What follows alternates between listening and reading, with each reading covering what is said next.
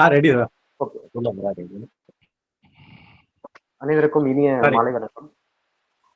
இன்று திருவாரூர் மாவட்டத்தை பற்றி காக்கைக்கூடு நடத்தக்கூடிய இந்த வெபினார்ல நம்ம பேச போறோம். காக்கைக்கூடின் தொடர் ஒருங்கிணைப்புல 13வது வாரத்தை நாம் எட்டியிருக்கிறோம் என்பது மகிழ்ச்சிகரமான செய்தி.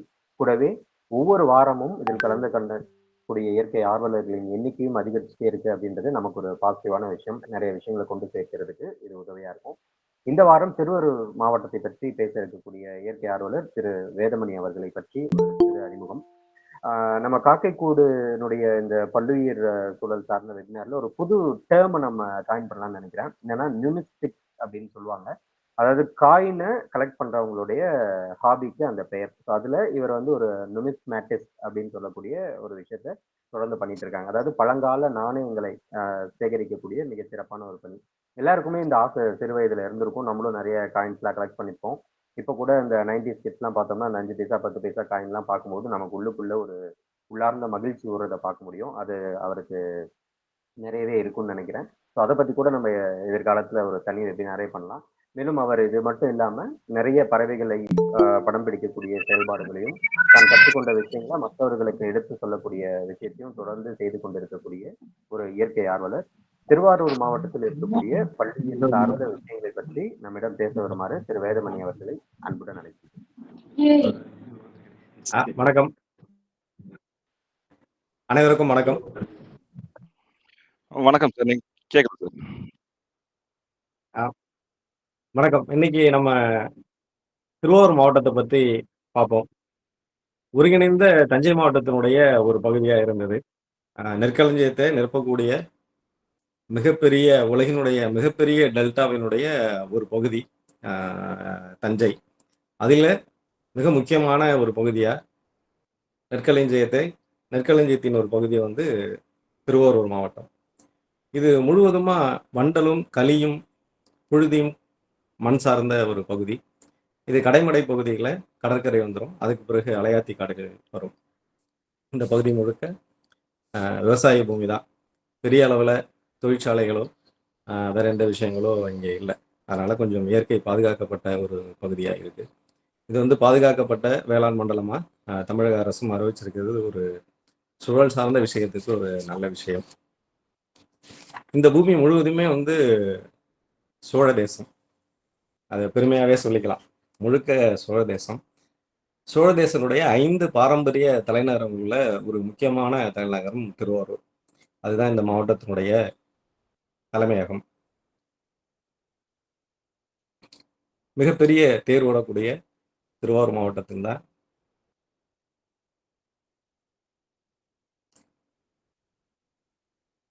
அது மாதிரி திருவாரூர் மாவட்டத்தில்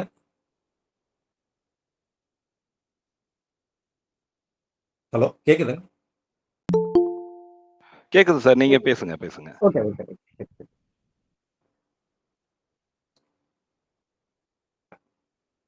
அது மாதிரி திருவாரூர் கோவில் பொறுத்தவரையிலையும் கோவில் 5 வேலி, குளம் 5 வேலி, செங்கழநீர் ஓடை 5 வேலி. மிகப்பெரிய கோவில். சைவர்களுக்கு திருக்கோவில் பெரிய கோவில் அப்படின்னா அது திருவாரூர் கோவில் தான். அது மாதிரி கமலாலய குளம் மிக புனிதமானது. 5 வேலி நிலம் உள்ளது. இதில் சூழல் முக்கியத்துவம் வாய்ந்த ஒரு விஷயம் என்ன அப்படின்னா செங்கழநீர் ஓடை. அந்த ஓடையும் 5 வேலி முன்பு இருந்திருக்கு. அந்த ஓடையில பூத்த மலர் தான் செங்கழநீர் பூ. நம்ம பின்னாடி வரக்கூடிய அந்த புகைப்படத்தில் அந்த செங்கழநீர் பூ இருக்கு. அதை பற்றி ஒரு தகவலை நான் பின்னாடி சொல்கிறேன். அதுபோல் சங்கீத மும்மூர்த்திகள் தியாகராஜ சுவாமி, முத்துசுவாமி தீட்சிதர், சியாமா சாஸ்திரிகள் இந்த சங்கீத மும்மூர்த்திகளும் பிறந்து சங்கீதம் வளர்த்த மிக முக்கியமான ஸ்தலம் வந்து திருவாரூர். திருவாரூர் மாவட்டத்தில் மிக முக்கியமான அடுத்த ஒன்று பெரும்பனையூர் சர்ச். இது வந்து மிக பழமையான சர்ச். இந்த சர்ச்சும் பார்க்க வேண்டிய ஒரு மிக முக்கியமான ஒரு இடம். அது மாதிரி திருத்துறைப்பூண்டி, திருவாரூர், மன்னார்குடி இது வந்து மிகப்பெரிய நகராட்சிகள் திருவாரூர் மாவட்டத்தில். அது மாதிரி கோவில் நிறைந்த ஊர். ஒரு 5 கிலோமீட்டர் சுற்றளவுக்கு மிகப்பெரிய கோவில் இருக்கக்கூடிய ஊர் வந்து திருவாரூர் மாவட்டம். மன்னார்குடி, திருத்துறைப்பூண்டி, எண்கண், கூத்தனூர், ஆலங்குடி, திருவிழிமழை, திருப்பாம்புரம், திருமூச்சியூர், ஸ்ரீவாஞ்சியம், தில்லைவிளாகம் திருக்கண்ணமங்கை இப்படி நிறைய கோவில்கள் இருக்கக்கூடிய ஊர் வந்து திருவாரூர் மாவட்டம்.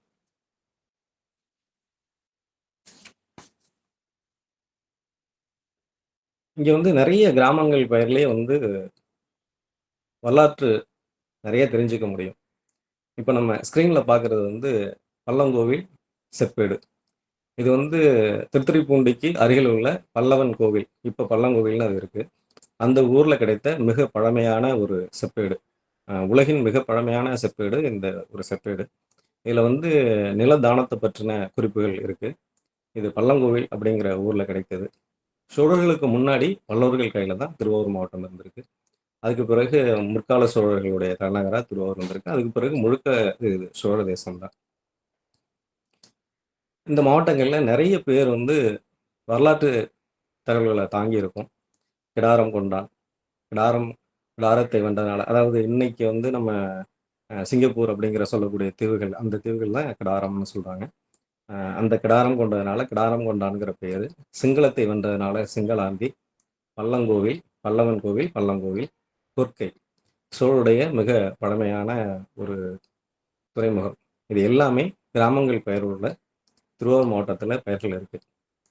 இன்னும் இந்த பகுதியில் நிறைய நம்ம தெரிஞ்சுக்க வேண்டிய செய்திகள் உள்ள இருக்கு. இது இன்னும் ஆராயப்பட வேண்டிய ஒரு விஷயம் அது.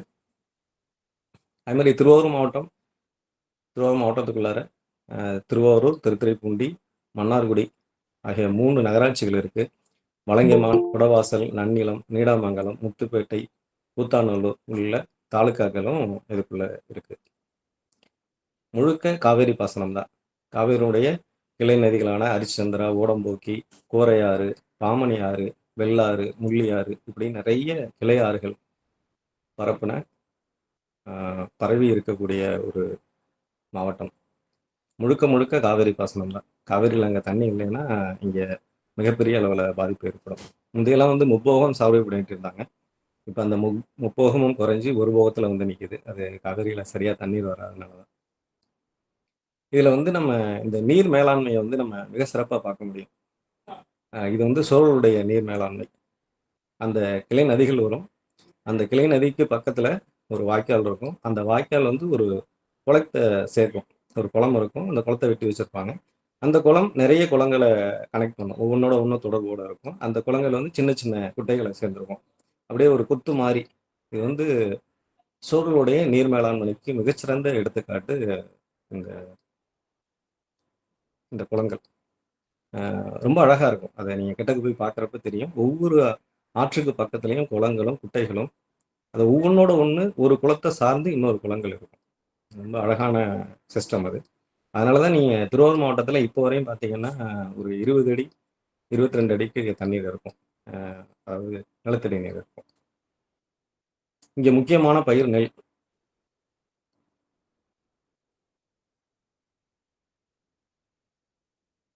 அதுக்கு முன்னாடி நம்ம இந்த உம்பளைச்சேரி காளை இனத்தை பற்றி பார்த்துருவோம். ஏன்னா அது புகைப்படம் வச்சிருக்காங்க, அதனால அந்த காளை இனத்தை பார்த்துருவோம். இது ஒரு தனித்துவமான இனம். இந்த உம்பளைச்சேரி காளைக்காகவே குர்க்க கிராமத்தில் 500 ஏக்கர்ல ஒரு பண்ணை வச்சிருக்காங்க. உப்பு சத்து மிகுந்த உப்பன் அருகம்பிள்ளை உப்பன் அருகுன்னு சொல்லிட்டு ஒரு புல்வகை. அந்த புல்வகையை உண்டு வறந்ததுனால இதுக்கு வந்து உம்பளச்சேரி அப்படிங்கிற பேரும் அந்த இதை சார்ந்த ஒரு பயிர் தான் உம்பளச்சேரி காளைகள். ஒரு தனித்துவமான இனம், நல்ல வீரியமிக்க இனம், நல்ல உழைப்பை தரக்கூடிய இனம். மிக குறைந்த உணவை எடுத்துக்கிட்டு அதீதமான உழைப்பு கொடுக்கும். அப்போ எல்லாம் ஏர் ஓட்டத்திற்கும் மாட்டு வண்டி இழுக்கிறதுக்கும் இந்த காளைகளை தான் பயன்படுத்தி இருக்காங்க. மிக சாதாரணமாக ஒரு 6லேருந்து 7 மணி நேரம் ஓய்வு இல்லாமல் உழைக்கக்கூடிய ஒரு இனம். சத்து மிகுந்த பாலை கொடுக்கக்கூடிய ஒரு இனம். குழந்தைகளுக்கு இந்த பால் வந்து ரொம்ப ஏற்றது. நல்ல அடர்த்தியாக இருக்கும். கொழுப்பு சக்தி நிறைந்தது. ரொம்ப தனித்துவமான ஒரு இனம். இதுக்கு வந்து நீங்கள் மற்ற இனங்களுக்கும் இதுக்கும் நிறைய வேறுபாடுகள் இருக்கும் பாரம்பரிய இனங்கள்லேயே. இதுக்கு ஒரு விஷயம் என்ன அப்படின்னா, மேலே ஈ கொசு இருந்ததுன்னு அப்படின்னா மற்ற இனங்கள் என்ன பண்ணும், வாழை சுழட்டி அடித்து விரட்டும். ஆனால் உம்பளச்சேரி காளை என்ன பண்ணுன்னு கேட்டிங்கன்னா, அது எந்த இடத்துல இருக்கோ அந்த இடத்துல ஒரு உடலில் ஒரு அசைவு கொடுத்து அந்த பூச்சிகளையோ ஈக்களையோ விரட்டும். இது தனித்துவமான ஒரு இனம். அருகில் இருக்கக்கூடிய நாகை மாவட்டத்தை சார்ந்தது. ஏன்னா நாகையும் திருவாரையும் பிரிக்க முடியாது, பக்கத்து பக்கத்தில் இருக்கிறதுனால இது சார்ந்த விஷயங்கள் நிறைய அதுக்குள்ள இருக்கும். நாகை டிஸ்ட்ரிக்டில் உள்ள ஒரு கும்பலச்சேரி, இது பக்கத்தில் இருக்கிற கொர்க்கை, இது ரெண்டும் சேர்ந்தது தான் ஒரு பகுதி. அது அதுலேருந்து வந்ததுனால தான் இது இந்த கொர்க்கை கிராமத்தில் இது பண்ணை வச்சுருக்காங்க. புகழ்பெற்ற மாடு. உயரம் வந்து ரொம்ப குறைவாக இருக்கும், சின்ன மாடாக தான் இருக்கும். ஆனால் நிறைய ஜல்லிக்கட்டு விஷயங்கள்ல இந்த மாடுகளுக்கு ரொம்ப முக்கியத்துவம் உண்டு. ஜல்லிக்கட்டு காளைகளை நிறைய பங்கெடுத்திருக்கு. அதுக்கு பிறகு நெல். இந்த மாவட்டத்தில் மிக முக்கியமான ஒரு பயிர்னு பார்த்தீங்கன்னா நெல் தான். இந்த நெல் வகை இப்போ ஒருத்தவங்க நிற்கிறாங்க, இவங்க வந்து ஒரு பாரம்பரிய விவசாயி. இவங்க இந்த நெல்லினம் கிட்டத்தட்ட வந்து 7 அடி வளரக்கூடிய தன்மை உண்டு. காட்டு யானம் அப்படிங்கிறது இதனுடைய பெயர். திருவாரூர் மாவட்டத்தில் கிட்டத்தட்ட வந்து 170க்கும் மேலே பாரம்பரிய நெல் வகைகளை ஐயா நெல் ஜெயராமன் ஐயா கண்டுபிடிச்சு அதை வந்து வகைப்படுத்தி ஒவ்வொரு விவசாயிகளுக்கும் நெல் திருவிழா நடத்தி, அந்த நெல் திருவிழா மூலியமாக விவசாயிகளுக்கு ஒரு 2 கிலோ நெல் கொடுப்பாங்க. அந்த நெல்லை அவங்க திரும்பி வளர்த்து சாகுபடி பண்ணி திரும்பி அந்த நெல்லை வந்து கொடுக்கணும். இந்த மாதிரி அந்த பாரம்பரியமான ரகங்களை உலகம் முழுக்க பரப்பிட்டு இருக்காங்க. நம்மாழ்வார் ஐயா முத திருத்துறைப்பூண்டிக்கு வரும்போது வடுவூர்லேருந்து ஒரு தமிழாசிரியர், அவங்க விவசாயி, அவங்க கொடுத்தது தான் அந்த காட்டு யானம் அப்படிங்கிற ஒரு நெல் வகை. முழுக்க திருவாரூர் மாவட்டத்துக்கு சொந்தமானது அப்படிங்கிறத சொல்லலாம்.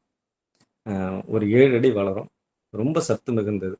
அதாவது யானைக்கு நிகரான பலம் கொடுக்கக்கூடிய ஒரு சிகப்பு நிற நெல் ரகம் இது, சத்து மிகுந்த நெல் ரகம். அதுபோல் வாழை, அடுத்து நெல்லுக்கு அடுத்து பார்த்தீங்கன்னா வாழை இருக்கும், மரவள்ளி கிழங்கு, மற்றபடி பருத்தி, உளுந்து போன்ற பயிர்கள் இங்கே தானியங்கள் பயிர் செய்கிறாங்க.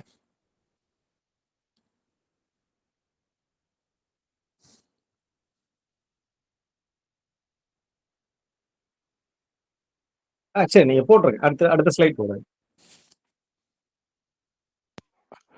அடுத்து இப்போ இடையில 2 ஸ்லைட் நம்ம பார்க்கல, இங்கே நிறுத்தட்டுங்களா? இது அலையாத்தி காடுகள், இதையும் நம்ம பார்த்துருவோம்.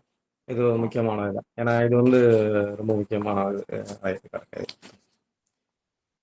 1937 பிப்ரவரியில் அப்போதைய சென்னை மாகாண அரசு வந்து முத்துப்பேட்டை அலையாத்தி காடுகளுக்கு முக்கியத்துவம் கருதி இதை பாதுகாக்கப்பட்ட ஒரு வனப்பகுதியாக காடுகளாக அறிவிச்சாங்க. அலையாத்தி காடுகள் சூழலுக்கு ரொம்ப ரொம்ப முக்கியமானது. அதுவும் வந்து ஆசியாவிலேயே மிகப்பெரிய அளவில், அதாவது வந்து 12,020 ஹெக்டேர் பரப்பளவில் தஞ்சை மாவட்டம் அதிராம்பட்டினத்தில் ஆரம்பித்து நாகை மாவட்டம் கூடியக்கரை வரை பரவி இருக்கு. இந்த முத்துப்பேட்டை அலையாத்தி காடுகள் மிகப்பெரிய அளவில் பரவி இருக்கு. இதன் பெயரில் ஒரு கிராமமே உண்டு, தில்லை விளாகம் அப்படின்ட்டு. ஏன்னா நமக்கு வந்து தில்லைங்கிற ஒரு வகை மரமும் இந்த அலையாத்தி காடுகளில் இருக்கு. அதனால இந்த தில்லை விளாகம்ங்கிற ஒரு கிராமம் இந்த மரத்தினுடைய பெயராலேயே வழங்கப்படுகிறது. சுனாமி வந்தப்ப முத்துப்பேட்டையை காப்பாற்றினது இந்த காடுன்னு தான் சொல்ல முடியும். அவ்வளவு முக்கியத்துவம் வாய்ந்தது. மிகப்பெரிய பேரழிவுலேருந்து இந்த காடு ஒரு மிகப்பெரிய நகரத்தையே காப்பாத்துச்சு. அதுபோல் இந்த காடுகளில் நிறைய நண்டினங்கள், இறால் இனங்களும் மீன் இனங்களும் இருக்குது. சுமார் 170க்கும் மேலே வகைகளை இங்கே கண்டுபிடிச்சிருக்காங்க. இங்கே வந்து நம்ம ஓங்கில்னு சொல்லக்கூடிய டால்ஃபின்களையும் நம்ம பார்க்க முடியும். இதுவும் இப்போ கொஞ்சம் அழிவு செஞ்சுட்டு இருக்கு. இதுலேயும் இப்போ அரசாங்கம் கொஞ்சம் முயற்சி பண்ணி நிறைய தடைகள், அந்த தில்லைவிளாங்கிற கிராமத்திலே ஒரு கிராம சபை கூடி அந்த இறால் பண்ணைகள்லேருந்து வரக்கூடிய கழிவுகள் இதில் சேர்க்காம கொஞ்சம் ஸ்டே ஆர்டரும் வாங்கியிருக்காங்க. இன்னொரு முக்கியமான விஷயம், நிறைய மரக்கன்றுகள், அதாவது அலையாத்தி மரங்களை வளர்த்துக்கிட்டு இருக்காங்க. இந்த அலையாத்தி காடுகளில் முத்துப்பேட்டையில் தமிழ் வாழ்க அப்படின்னு சொல்லி அந்த வாய்க்கால் அமைச்சு மேலேருந்து பார்க்கும்போது அந்த வாய்க்காலுடைய அமைப்பு வந்து தமிழ் வாழ்க அப்படிங்கிற ஒரு அமைப்பில் வரும். அது தமிழக அரசு இப்போ பண்ணியிருக்கு. அது ஒரு மிகச்சிறந்த முன்னெடுப்பு. இங்கே நம்ம வந்து படகு சவாரி செய்யலாம். அதற்கு வந்து அங்கே வனத்துறையிலே கூட்டிட்டு போகிறாங்க. ரொம்ப அழகான இடம், நிறைய பறவைகள் இருக்கும், நம்ம பார்த்து ரசிக்கக்கூடிய ஒரு இடம், குழந்தைகளோட போகிறதுக்கு நல்ல இடம் அது. அடுத்த ஸ்லைட் போயிடலாம். இதுதான் நம்ம வந்து ஃபர்ஸ்ட்டு பார்க்கும்போது திருவாரூர் கோயில பத்தி பார்க்கும்போது சொன்னேன் இல்லையா? கோவில் 5 வேலி, குளம் 5 வேலி, செங்கழு நீர் ஓடை 5 வேலி. இது வந்து செங்கழு நீர் பூ. இந்த செங்கழு நீர் பூ வந்து 5 வேலி பரப்பளவுல வளர்த்துருக்காங்க. இது வளர்க்கறதுக்கு தனியா ஆட்களை அப்ப உள்ள அரசு அதாவது அரசன் நியமிச்சிருக்காரு. இந்த செங்கழனி கிழங்குல பூச்சிகள் வராம தடுக்கிறதுக்கு அதுக்கான வசம்பு பயிரிடக்கூடிய ஏக்கர் கணக்கான நிலங்கள் இருந்திருக்கு. அதை நிர்வாகம் பண்ணி அந்த வசம்பு கொடுத்துருக்காங்க. அந்த வசம்பு மூலியமா இதில் பூச்சி கட்டுப்பாடு பண்ணியிருக்காங்க. இதை வளர்க்கறதுக்கு நிறைய மானியங்கள் கொடுத்து அந்த குடும்பங்களும் இருந்திருக்காங்க. இந்த 5 வேலி பரப்புள்ள இந்த இடம் இப்போ ஒரு 1000 சதுர குட்டையா இருக்கு. இது ரொம்ப தேடி கண்டுபிடிச்சு ஒரு 4-5 வருடங்களுக்கு முன்னாடி இது எங்க இருக்குன்னு தேடி கண்டுபிடிக்கிறதுக்கே ரொம்ப டைம் ஆயிடுச்சு. போய் பார்க்கும்போது வெறும் ஒரு 1000 சதுர அளவுள்ள பரப்பளவுல ஒரு வெறும் குட்டையா இருந்துச்சு. இப்பயும் அந்த பூ அங்க இல்ல. அந்த கிழங்கு இல்ல. தனியார் நர்சரிகள்ல 2, 3 பேர் வளர்த்துக்கிட்டு இருக்காங்க. கோவில்ல இருக்கிறதா சொல்றாங்க. இந்த பூ டெய்லி அங்க இருக்கக்கூடிய தியாகராஜருக்கு, அதாவது அந்த ஆழித்தேர்ல போகக்கூடிய தியாகராஜருக்கு டெய்லி சாத்தணும். இதுதான் நியதி. இது எல்லாத்தையும் தாண்டி இதுல மிகப்பெரிய மருத்துவ குணம் இருந்திருக்கும். அந்த மருத்துவ குணம் இப்ப என்னங்கிறது நமக்கு தெரியல. ஏன்னா இல்லைன்னா இவ்வளவு முக்கியத்துவம் கொடுத்திருக்க மாட்டாங்க இந்த மலருக்கு. இன்னொன்னு செங்கல்பட்டு அப்படிங்கிற ஊருக்கு பெயர் காரணமும் இந்த மலரை சொல்றாங்க. அங்கேயும் இந்த மலர் இருக்கிறதா சொல்றாங்க. ஆனாலும் அதுவும் இப்ப அழிந்து போய் பெரிய அளவுல அங்க இல்ல அப்படிங்கிற ஒரு தகவலும் உண்டு. அந்த அளவுக்கு முக்கியத்துவம் வாய்ந்த ஒரு மலர். இன்னைக்கு அழிவினுடைய விளிம்பிலேயே இருக்கு அப்படிங்கிறதையும் நம்ம சொல்லணும். அடுத்த ஸ்லைட் போயிடலாம் சார். இது அடுத்து நம்ம உதயமார்த்தாண்டபுரம் பறவைகள் சரணாலயம். இது ஒரு தனித்துவமான பறவைகள் சரணாலயம். சமீபத்தில் தான், மிக சமீபத்தில் ராம்சார் அந்த அந்தஸ்து பெற்றுச்சு. சுற்றி வயல் சுற்றி வயல் இருக்கும். நடுவில் இந்த ஒரு திட்டுகளில் அங்கங்கே குளம் போன்று இருக்கும். அந்த சுற்றி அந்த நடந்து வரலாம், நம்ம பார்க்கக்கூடிய அளவில் இருக்கும். ரொம்ப அழகான ஒரு சரணாலயம், ரொம்ப அற்புதமான சரணாலயம். உள்ளூர் பறவைகளை நிறைய பார்க்கலாம். அது மாதிரி வலசை வரக்கூடிய பறவைகளை பார்த்தீங்கன்னா பிட்டா, ஆரஞ்சு த்ரஷ், இந்த மாதிரி பறவைகள் நம்ம காண முடியும். வலசை வரக்கூடிய நீர் பறவைகளுடைய வரத்துங்கிறது ரொம்ப கம்மி. ஆனால் இந்த மாதிரி பறவைகள் நம்ம பார்க்க முடியும், நிறையா பார்க்க முடியும். அடுத்த ஸ்லைட் பாருங்க. இப்போ நம்ம ஜென்ரலாக இங்கே இருக்கக்கூடிய முக்கியமான விஷயங்கள் பார்த்துடலாம். பொதுவாக திருவாரூர் மாவட்டத்தை பொறுத்தவரையும் நீங்கள் வீட்டை விட்டு வெளியே வந்தாலே நிறைய பறவை இனங்கள் பார்க்க முடியும். நம்ம மண்ணுக்குரிய பறவைகள், வலசை வரக்கூடிய பறவைகள் இல்லாமல் நம்ம சாதாரணமாக வரக்கூடிய பறவைகளை நம்ம வெளியே வந்தீங்கனாலே ஒரு 15லேருந்து 20 பறவைகளை ரொம்ப சாதாரணமாக பார்க்கலாம். அந்த அளவுக்கு ஒரு அந்த பறவைகளுக்கு அழிவில்லாத ஒரு பூமியாக தான் இன்னை வரையும் அந்த இது இருக்குது. வலசை வரக்கூடிய பறவைகள் மிகப்பெரிய பாதிப்பு அடைஞ்சிருக்கு அப்படிங்கிறதான் சொல்லணும். ஏன்னா வந்து இந்தியன் பீட்டா அப்படிங்கிறதெல்லாம் வந்து சாதாரணமாக காண கிடைக்கும் இங்கே மாவட்டத்தில். நான் பறவை பார்க்க ஆரம்பித்ததுக்கு மிக முக்கியமான ஒரு காரணம் வந்து இந்தியன் பீட்டா. 7வது இல்லாத 8வது படிக்கும்போது எனக்கு என்னுடைய அறிவியல் ஆசிரியர் வந்து இந்த பறவையை பற்றி சொன்னாங்க. அப்போது எங்கள் வீட்டு கொல்லையில் இந்த பறவையை நான் பார்த்தேன். முதல்ல அந்த பறவை தான் என்னுடைய பறவையை பார்க்கும் ஆர்வத்துக்கு தூண்டலாக இருந்த பறவை. ஆனால் கிட்டத்தட்ட ஒரு 3-4 வருடங்களாக அந்த பறவையை நான் இன்னும் பார்க்க முடியல. அது எப்படி இருந்தாலும் வருஷத்தில் ஒரு முறையாவது பார்த்துருவேன். அந்த பறவை பார்க்க முடியல. இந்தியன் பீட்டா, ஆரஞ்சு த்ரஷ், நிறைய வலசை வரக்கூடியவருடைய பறவைகளுடைய எண்ணிக்கை வந்து பெரிய அளவில் குறைஞ்சிருக்கு அப்படிங்கிறது தான் சொல்லணும். ஆனால் உள்ளூர் பறவைகள் நிறைய இருக்குது. நம்ம இங்கே சாதாரணமாக பார்க்கக்கூடிய செம்போத்தாகட்டும், சின்னான், இது இந்த பறவைகள் நிறைய இருக்குது. இன்னொன்று மயிலுடைய பெருக்கம் ரொம்ப அதிகமாக இருக்குது. சமீப காலத்தில் மயிலுடைய பெருக்கம் ரொம்ப அதிகம். எல்லா பகுதியிலையும் இருக்குது. அது திருவாரூர் மாவட்டத்துலேயும் ரொம்ப அதிகம். அது குறிப்பாக வந்து நரியினம் இல்லாமல் போனது ஒரு காரணமாக சொல்கிறாங்க. நரியும் காட்டுப்பூனையும் இல்லாத போகிறதுக்கு. இது நாங்கள் இந்த பாதிப்புகளை நேரடியாக நாங்கள் இங்கே பார்க்குறோம். ஏன்னா வந்து ஒரு விவசாயி வந்து சொல்கிறாரு, ஒரு மயில் வந்து ஒரு அந்த நெல் மணியை வந்து ஒரு மணி தான் வாய வைக்கும். ஆனால் அது ஃபுல்லாக அந்த கதிரை பூரா எடுத்துட்டு அது ஒரு மணியை தான் சாப்பிடுது அப்படின்னு. பெருமளவில் மயில் பெருக்கம் இருக்கு. இது வந்து ஒரு விவசாயத்துக்கு மிக பாதிக்கக்கூடிய ஒரு விஷயமா தான் இருக்கு. அடுத்த ஸ்லைட் போயிடலாம். வண்ணத்தி பூச்சிகள். இங்கே வந்து நிறைய தாவரங்கள் இருக்கும். ஒவ்வொன்னுத்துக்கும் பார்த்தீங்கன்னா, ஒவ்வொரு தாவரத்துக்கும் வந்து அ ஒரு வகை தாவரம் அப்படின்னு பார்த்தீங்கன்னா, பொதுவா ஒரு துளசி அப்படின்னு எடுத்தீங்கன்னா, கருந்துளசி, வெண்துளசி, நாய் துளசி இப்படின்ட்டு ஒரு வகை. அந்த ஒரு ஃபேமிலியோட மொத்தத்தையும் பார்க்கலாம். அதேமாரி வந்து சிறுதேள் கொடுக்கு, பெருந்தேள் கொடுக்கு இப்படின்னு நெறைய தாவரங்கள், நெறைய தாவர வகைகள், நெறைய மூலிகை இனங்கள் பார்க்கலாம். இந்த இனங்களால இதே மாரி வண்ணத்தி பூச்சிகளுடைய இனங்களும் நெறைய இருக்கு. இங்க சாதாரணமா ஒரு 150லேருந்து 200 வகை வண்ணத்தி பூச்சிகள பார்க்க முடியும். அ அதுமாரி தாவர வகைகளும் இங்க ரொம்ப அதிகம்.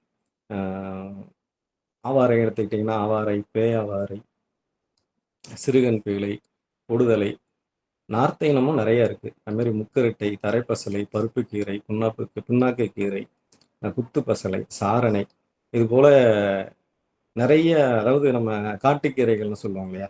அந்த கீரை இனங்களும், தாவரங்களும் இங்க அதிகம். ஏன்னா கொஞ்சம் நீர் நெறையா இருக்கிறதுனால, அந்த கடைமடை பகுதியில நீர் இருக்காது. இங்க கொஞ்சம் உள்ளர இந்த இந்த மாரியான தாவரங்கள் நெறைய. இத மக்கள் இன்னமும் புழக்கத்துக்கு கொண்டு வந்திருக்காங்க. நெறைய அத உணவாவும் எடுத்துக்கிறாங்க. இது ஒரு ஆரோக்கியமான உணவாவும் இது இருக்கு. அதனால வண்ணத்தி பூச்சிகளுடைய பெருக்கம் இங்க நெறையாவே இருக்கு. அதுவும் இன்னும் குறிப்பா சொல்லப்போனா, நம்ம அந்த தேள் கொடுக்கு செடியில நெறைய வண்ணத்தி பூச்சிகள் நமக்கு வரும். அது மாரி நொச்சியில வரும். ஏன்னா ஒவ்வொரு தாவரத்த சார்ந்து ஒவ்வொரு வண்ணத்தி பூச்சி வரும். அது மாரி இந்த வண்ணத்தி பூச்சிகள் நெறைய இங்க பார்க்க முடியும். அடுத்த ஸ்லைட் பாருங்க. இந்த மாரி பூச்சி இனங்கள் இதுக்கு பஞ்சமே இல்ல. சாதாரணமா பார்த்தீங்கன்னா, 8 கால் பூச்சிகள்லாம் ஒரு 15, 20 வகை பார்த்துரலாம். எறும்புகளும் அந்த மாரி தான். அது மாரி இரவுல மட்டுமே நடமாடக்கூடிய எறும்புகளும் இங்க இருக்கு. அது மாரி தும்பிகள், அதாவது தட்டான்னு சொல்லுவோம். அந்த தட்டான்கள்லயும் பல இனங்கள இங்க நம்ம பார்க்க முடியும். இந்த பூச்சி இனங்கள எனக்கு பெயர்கள் வகைப்படுத்த தெரியல. அதனால நெறைய பூச்சி இனங்கள் நம்ம இங்க இருக்கு. அது விவசாயத்துக்கு நன்மை செய்யக்கூடியதும் இருக்கு. விவசாயத்துக்கு தீமை செய்யக்கூடிய பூச்சிகளும் இருக்கு. அதுவும் விவசாயம் செய்யக்கூடிய காலங்கள்ல இந்த தண்ணி வந்துருச்சு, அதாவது காவேரியில தண்ணி வந்துருச்சு அப்படின்னா, நெறைய பூச்சி இனங்கள், அது நீர் சார்ந்த பூச்சிகளா இருக்கட்டும், இல்ல தாவரங்கள்ல இருக்கிற பூச்சிகளா இருக்கட்டும், நெறைய பூச்சி இனங்கள் இங்க காண கிடைக்கும். அது மாரி மரங்கள், நிறைய மர இனங்கள் பார்க்கலாம். அதுவும் குறிப்பா நம்மளுடைய பாரம்பரியமான, நம்ம மண்ணுக்குரிய மரங்கள் நெறைய பார்க்கலாம். அழிஞ்சில், நாவல், நரி நாவல், மலைவேம்பு, வேம்பு, ஒதியன், நாட்டு வாதுமை மரம், மஞ்சள் கொன்றை, மயில் கொன்றை, சரக்கொன்றை, பெருங்கொன்றை, வாதாம் அடக்கி, ஆ தூங்குவாகை, பெருவாகை, உசிலை மரம், முள்முருங்கை, புங்கன் இப்படி நெறைய பார்க்கலாம். அது மாரி பனை மரமும் நெறைய இருக்கு.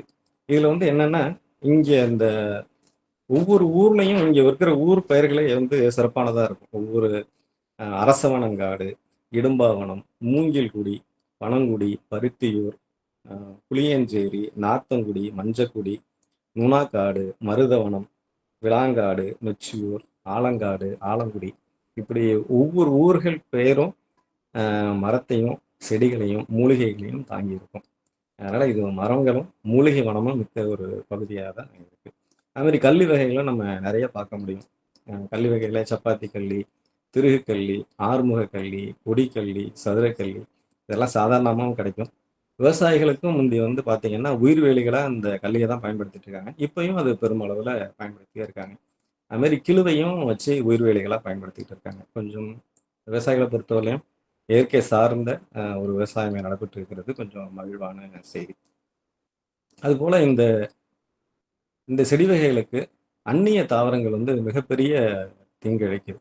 அதுலயும் குறிப்பா பார்த்தீனியம், சீமை கருவை, நெய்வேலி காட்டாமணக்கு.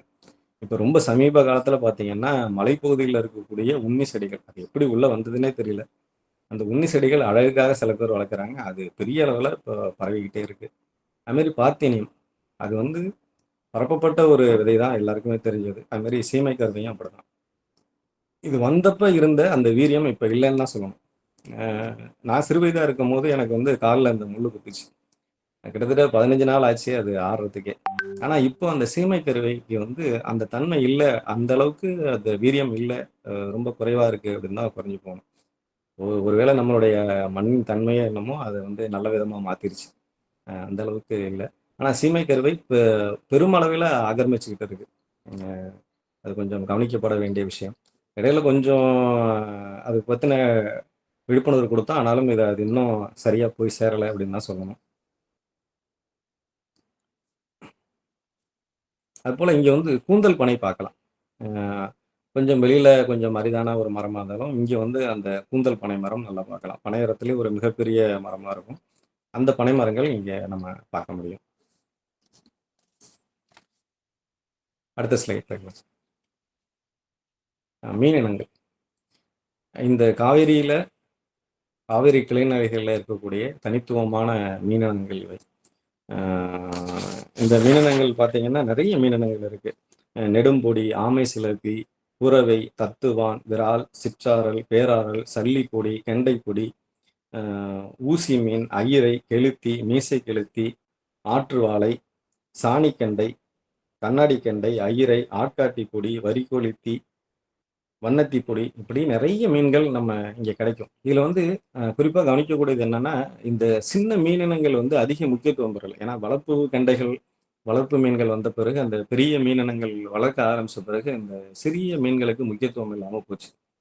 இந்த மீனினங்கள் அழியறதுக்கு மிக முக்கியமான ஒரு காரணமா இருக்கிறது, மணல்ன்றது ஒரு மிக முக்கியமான காரணமா சொல்றாங்க. ஏன்னா, அந்த மணல்ல உள்ள நுண்ணுயிர்களை சாப்பிட்டுட்டே நிறைய மீன்கள் இருந்திருக்கு. அதாவது மிகச்சிறிய மீனினங்கள். அந்த மீனினங்கள் இப்ப மிகப்பெரிய அளவுல குறைவா இருக்கு அப்படிங்கிறது ஒரு தகவல் சொல்றாங்க. அதுபோல நம்ம அந்த கீழே பார்க்கக்கூடிய டேங்க் கிளீனர் அப்படிங்கிறது ஒரு மீன். இது வந்து நமக்கு தென்னாப்பிரிக்கா நாட்டிலேருந்து தென் அமெரிக்க நாட்டிலேருந்து வந்ததா சொல்றாங்க. இன்னைக்கு வலை வீசினாங்க அப்படின்னா, ஒரு 10 மீன் நமக்கு நல்ல மீன் கிடைச்சிச்சு அப்படின்னா, இதுல 20 மீன் இந்த டேங்க் லைனர் தான் இருக்கு. அந்த அளவுக்கு ஆக்கிரமிச்சு இருக்கு நீர் நீர்நிலைகள. இது முந்தி சாப்பிட்டுட்டு இருந்தாங்க. அது சாப்பிடுறப்ப மேல அரிப்புகள் வந்துருங்கனால அத சாப்பிடுறதில்ல. இப்ப வந்து எந்த விலங்கினமே அத தொடுறதில்ல. இதுல என்னன்னா, அந்த மீன புடிச்சு வெளியில போட்டாலும், அது ஒரு 2 நாள், 3 நாள் வரையும் அந்த மீன் உயிரோட இருக்கு. மிகப்பெரிய அளவுல மிகப்பெரிய ஆக்கிரமிப்பு செஞ்சிருக்கிறது இந்த மீன். அதே மாரி ஆப்பிரிக்க கெண்டை இனங்களும் உள்ள வந்திருக்கு. அந்த மீன்கள் வந்து நம்மளுடைய சின்ன இன மீன்கள அழிவுக்குள்ளாக்குது. அடுத்த ஸ்லைட். அடுத்து நம்ம இன்னொரு நீர்வாழ் தாவரங்களையும் பார்த்துருவோம். ஏன்னா, இங்க வந்து நீர்நிலைகளும், குட்டைகளும் நமக்கு நெறைய இருக்குது அப்படிங்கிறதுனால, நெறைய நீர்வாழ் தாவரங்கள இங்க நம்ம பார்க்க முடியும். நெறைய தாமரை இனங்கள். அதாவது வெண்தாமரை. வெண்தாமரையிலேயே ஒத்த இதழ் உள்ளது. அடுக்கு உள்ளது. அதுமாரி செந்தாமரையிலேயே அடுக்கு, ஓரிதழ் உள்ளது. அ அல்லி, வெள்ளை அல்லி, சிகப்பு அல்லி, சம்பை, நீலாம்பல் இதெல்லாம் நம்ம நெறைய பார்க்கலாம். அதுபோல வந்து நீர்க்கிராம்பு, நறுதாலி, சாரணை, புளியாரை, பொன்னாங்கண்ணி, அமலை இப்படி இந்த நெறைய நீர்த்தாவரங்கள நம்ம பார்க்க முடியும். அதுமாரி குட்டிக்கிழங்குன்னு ஒரு வகை. ரொம்ப அழகான ஒரு பூவோட, நீல கலர் பூவோட அந்த குட்டிக்கிழங்கு இருக்கும். அது உணவுல இங்க நெறைய சமைச்சு சாப்பிடுவாங்க. சுவையான கிழங்கு வகைகளும் கூட. அதுமாரி இங்கே தனித்துவமான கிழங்கு வகைகளையும் நெறைய பயிர் பண்றாங்க. அந்த கிழங்குகள் வந்து வள்ளிக்கிழங்கு, பூமி சர்க்கரை கிழங்கு இப்படி நிறைய கிழங்கு வகைகள், பாரம்பரியான கிழங்கு வகைகள் நிறைய வகைகள் இந்த மண்ணுக்குரிய வகைகள் இருக்கு. அதுமாரி நம்ம இன்னும் வடுவூர் சரணாலயத்தை பத்தி பார்க்கலாம். வடுவூர் சரணாலயம் திருவாரூர் மாவட்டத்தில் இருக்கக்கூடிய 2வது மிகப்பெரிய சரணாலயம். இங்க வந்து நீர்நாய் இருக்கு.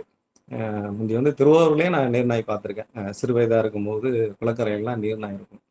இப்போ அந்த நீர்நாய் வந்து இப்போ நம்ம காண கிடைக்கிறது வந்து வடுவூர்ல மட்டும்தான். அதுவும் ரொம்ப அரிதா தான் அது காண கிடைக்குது நீர்நாய். வடுவூர் சரணாலயத்துக்கு வரித்தலை வாத்தும் வருது. அந்த வடுவூர் சரணாலயம் மிகப்பெரிய ஏரிக்கு நடுவே இருக்கக்கூடிய ஒரு மிகப்பெரிய சரணாலயம் வடுவூர் சரணாலயம். அது மாதிரி உள்ளூர் பறவைகளை பொறுத்தவரையிலையும் முந்தி சாதாரணமா பார்த்த பறவைகள் வந்து இப்போ ரொம்ப அரிதா இருக்கு. அதுல வந்து செம்பருந்து பொறுத்தவரையிலையும் இந்த பகுதியில் ரொம்ப நிறைய இருக்கும். பருந்துன்னு இங்கே சொல்லுவாங்க. ஆனால் அதனுடைய பெயர் வந்து செம்பருந்து, பிராமணிகைட் அப்படிங்கிற பருந்து. இப்போ அது வந்து எண்ணிக்கை ரொம்ப குறைவா இருக்கிறத நான் பார்த்துட்டு இருக்கேன். ஒரு 2, 3 வருடங்கள்ல அதோட எண்ணிக்கை ரொம்ப குறைவா இருக்கு. அது மாதிரி காகத்தினுடைய எண்ணிக்கையும் குறையுது.